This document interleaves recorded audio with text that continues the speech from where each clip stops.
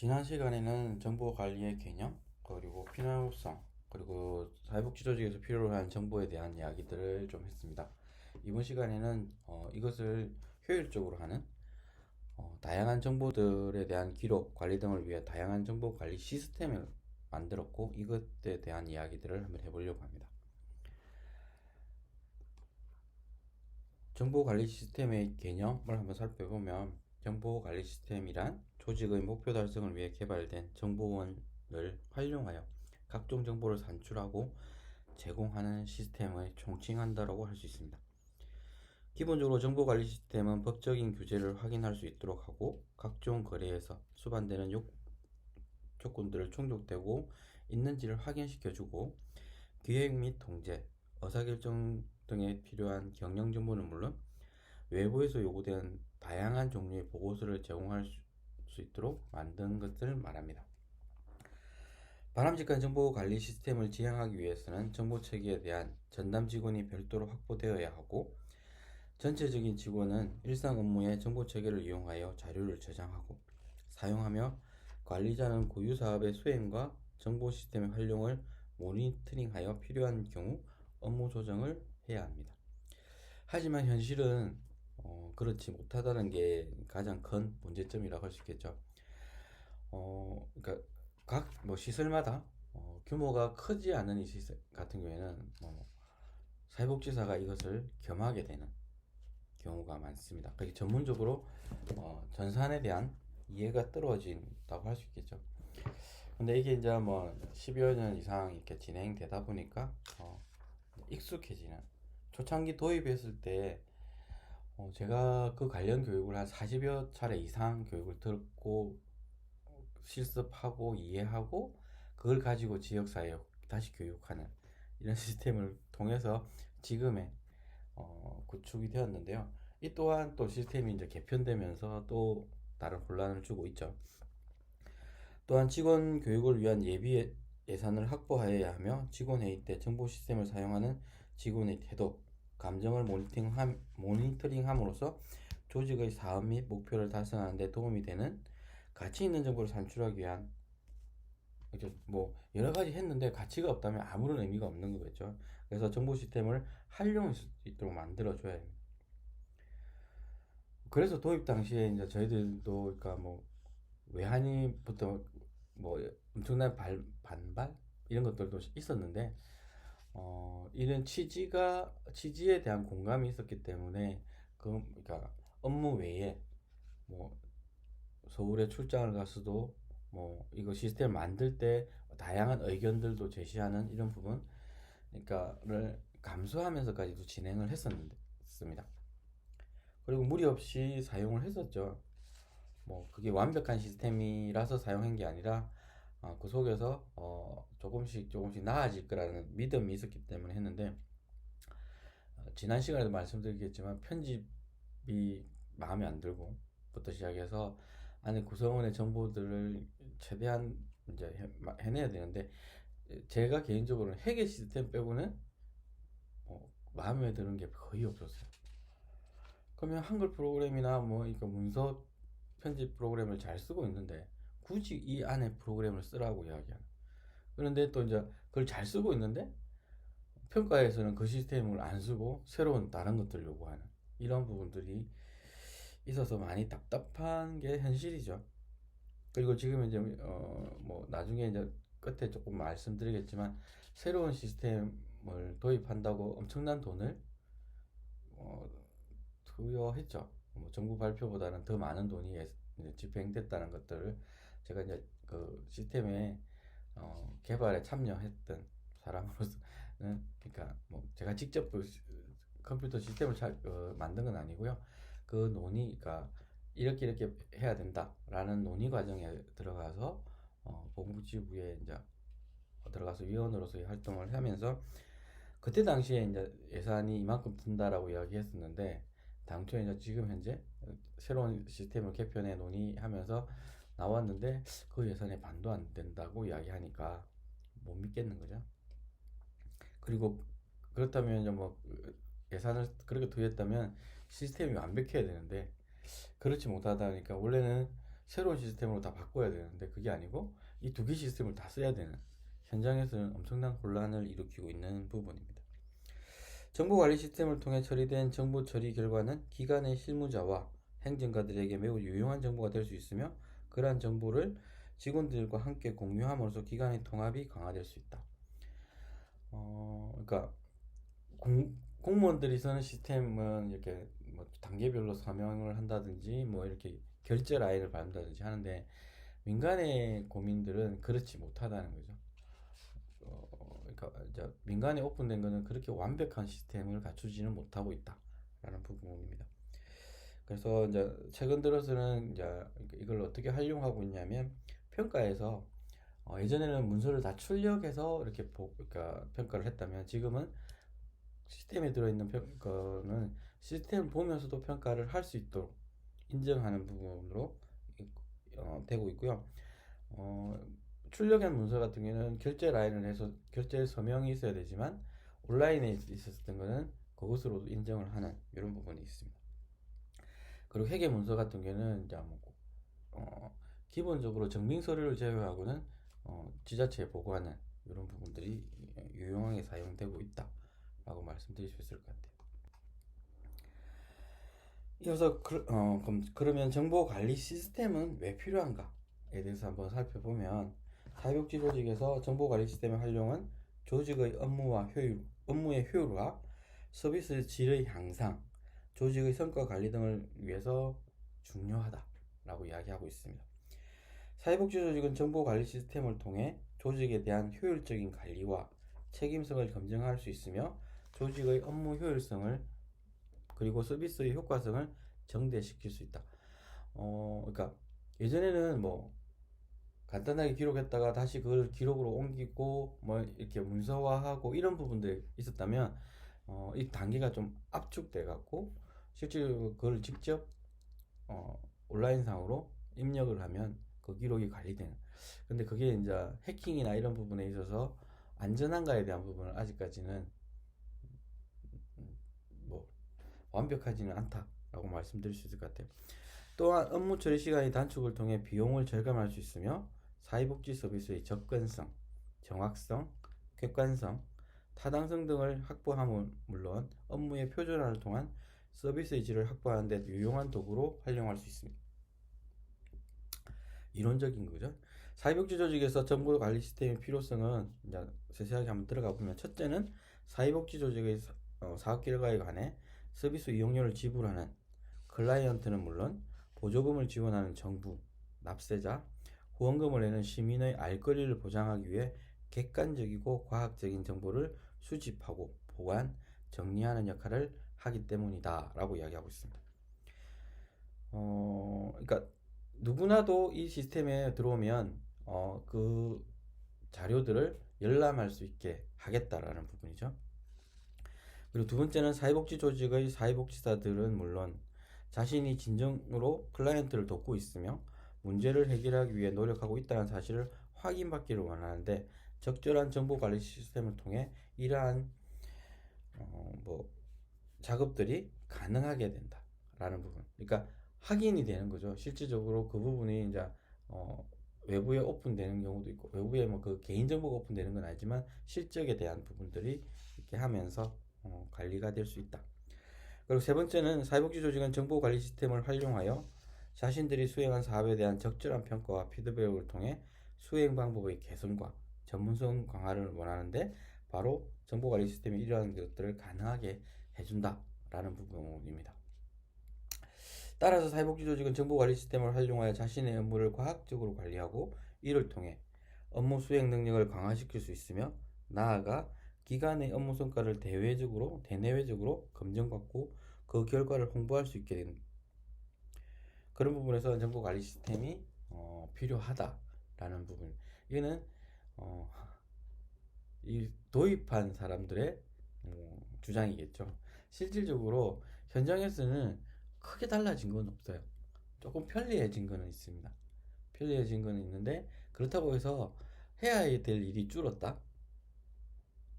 실질적으로 초창기에는 엄청나게 늘어났었고 지금도 뭐 그게 줄었다라는 거. 그게 왜 그러냐면 담당 공무원이 요구한 자료는 이 시스템에 있는 자료를 활용하면 되는데 또 요구를 한다는 거죠. 현장에. 심지어는 엑셀의 순서가 바뀌는 부분인데도 다시 요구하는 뭐 이런 부분들이 존재하고 있습니다. 뭐, 답답하지만 어쩔 수 없는. 그리고 기존에 잘 해오다가 담당 공무원이 바뀐다. 그러면 앞에 했던 게 바뀌고 새로운 것들을 요구하는 저희들은 일명 이야기하는 게 길들이기라고 이야기를 하고 있는데요. 몰라서 뭐 그렇게 한다면 상관없는데 나쁘게 실질적으로 진짜 길들이기를 위해서 요구하는 경우도 없지 않아 있습니다. 그리고 최근에 제가 이제 좀 담당 공무원들하고 조금 많이 갈등 아닌 갈등을 하는 부분도 있는데요. 그게 뭐냐면 사전에 협의하고 뭐 아니면 물어보고 이야기하면 되는데요. 자기가 생각하기에 조금 이상하다 싶으면 무조건 반려시킵니다. 공무원 저희들이 제출한 서류들을. 그러면 심지어는 제가 그 똑같은 문서, 똑같은 글자의 공문을 세 번을 네 번을 제출한 적이 있어요. 그래서 제일 처음에 이렇게 했어요. 그러니까 했는데 이렇게 해서 반려했다. 왜 그렇게 해서 그냥 그 내용은 이렇습니다라고 했는데 그리고 다시 보냈습니다. 그리고 뭐 그랬는데 그러니까 이분이 착각을 했는지 다시 반려했어요. 왜? 자기가 수정해라는 것들을 그러니까 내하고 통화한 걸 깜빡했나 봐요. 수정했다는 부분에 대한 부분을 못하고 안 수정 안 했다고 그냥 다시 또 반려한 거예요. 그 두 번. 또 다시 했어요.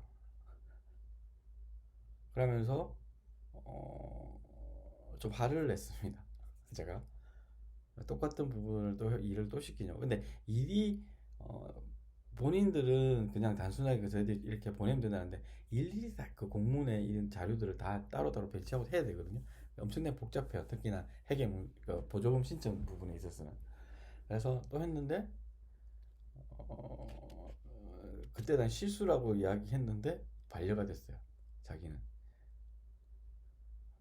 감정이 들어간 거죠. 그래서 결과적으로 똑같은 문서를 네 번을 왔다 갔다. 그건 그 기록은 그대로 남아 있습니다.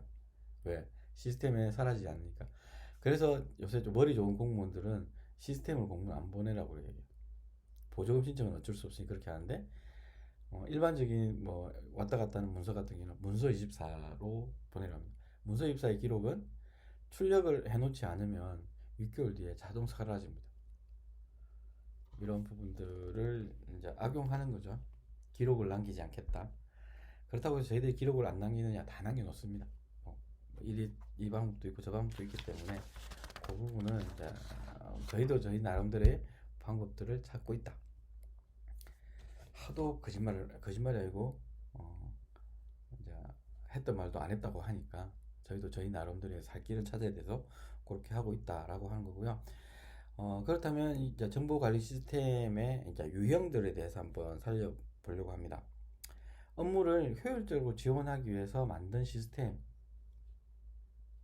일까 의문이 갈 때도 많지만 뭐 그렇다고 해서 아니라고도 할 수 없는 거니까 엄청난 돈을 들이고 한 시스템이기 때문에 뭐 자료 처리 시스템이란 게 있습니다. 사회복지 조직에서 반복적으로 발생하는 사무 업무를 자료의 입력만으로 처리할 수 있도록 만든 시스템.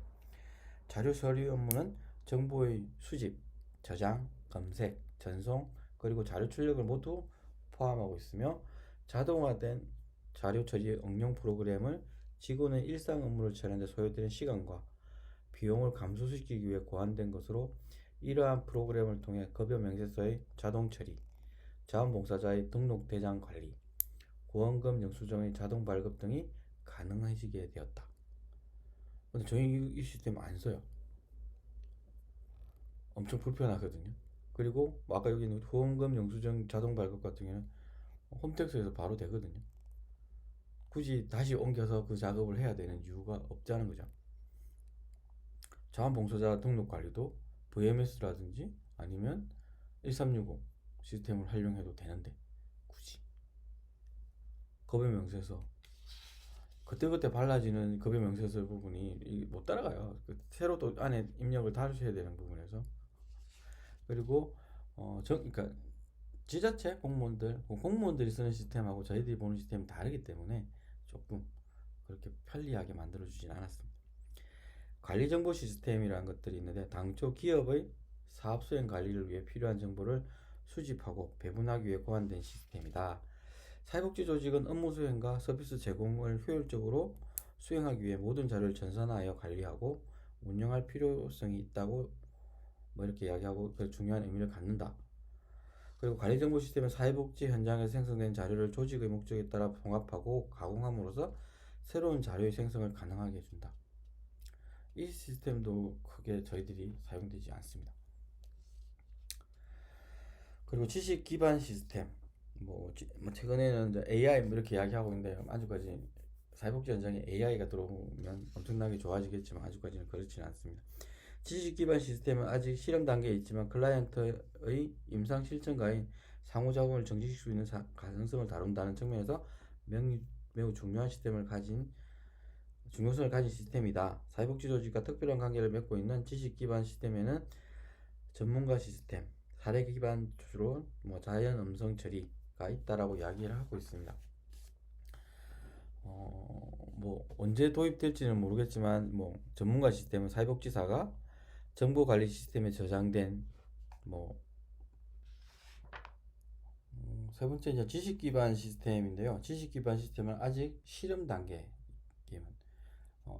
여러분들이 이제 간간히 언론을 통해서 보게 되는 AI 시스템이라고 보시면 돼요. 챗 GPT를 기반으로 한 그러니까 슈퍼컴퓨터 이상의 성능을 가진 그걸 기반으로 해서 이렇게 하는 시스템이다 보니까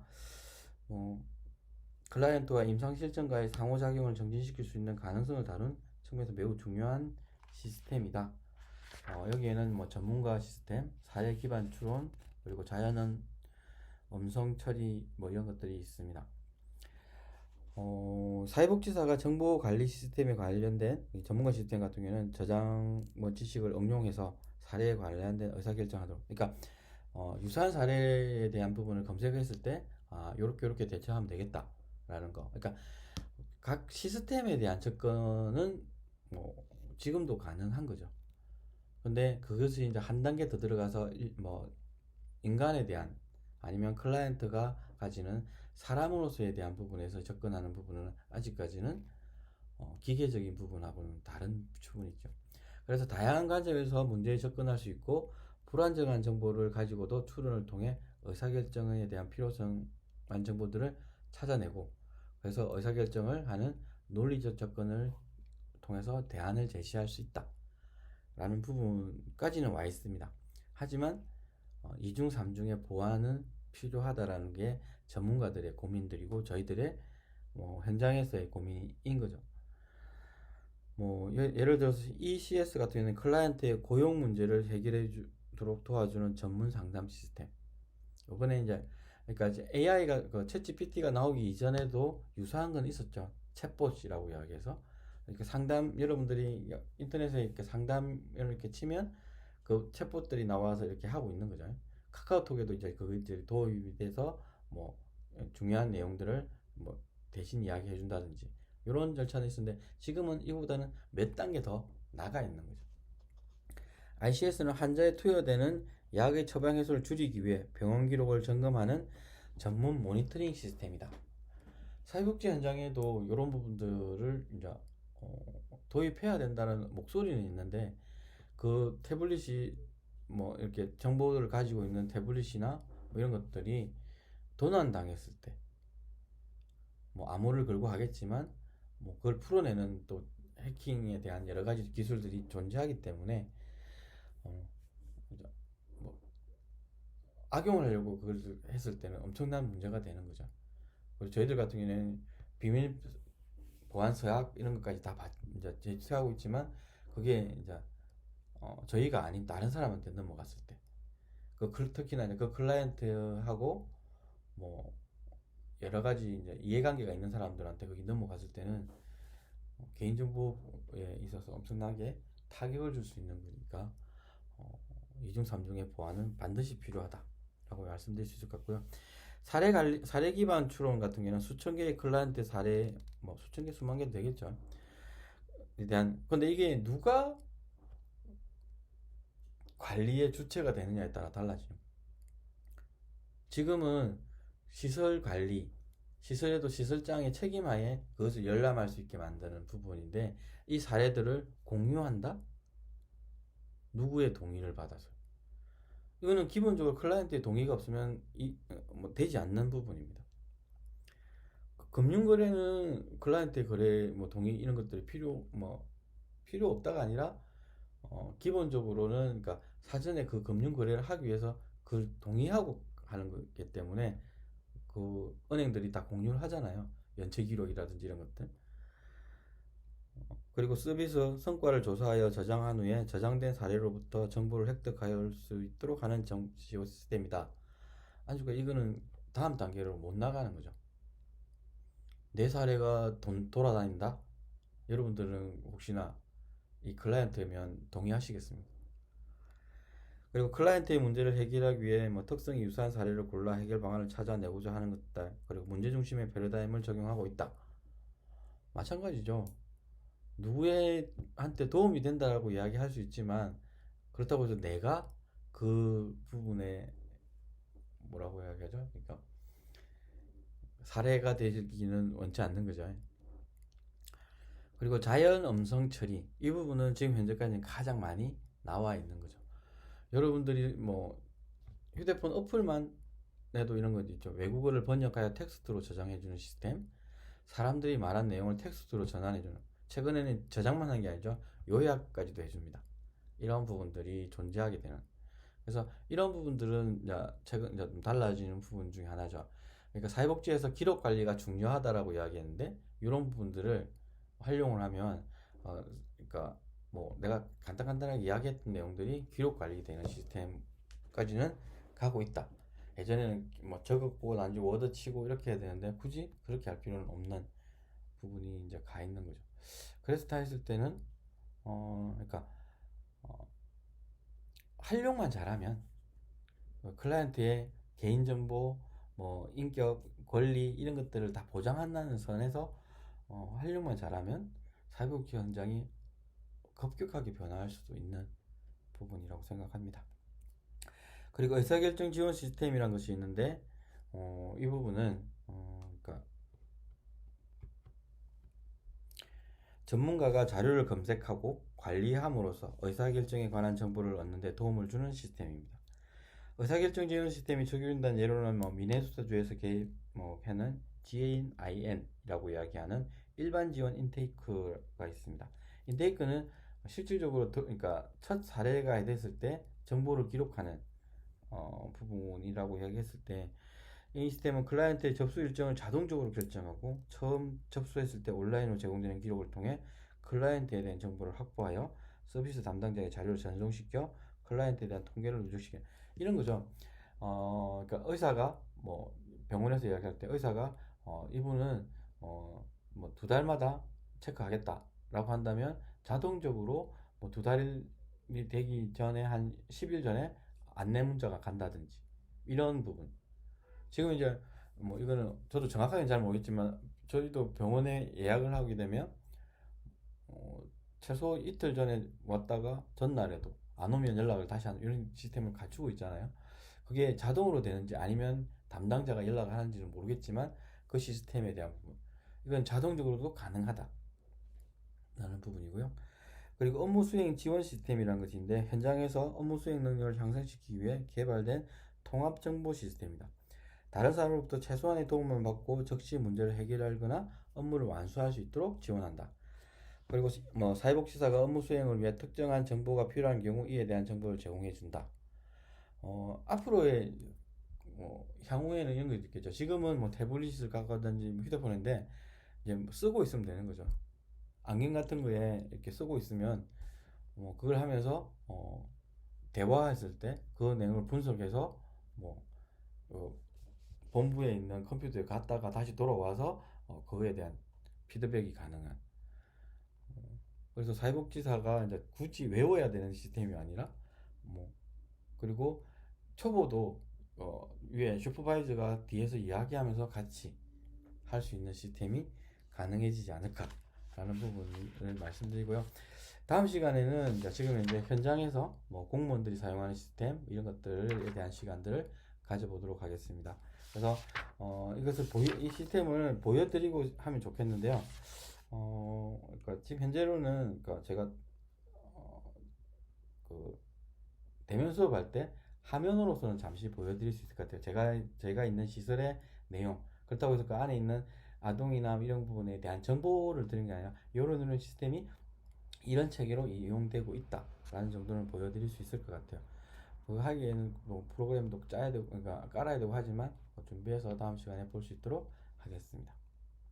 네, 현장에서 뵙도록 하겠습니다. 그럼.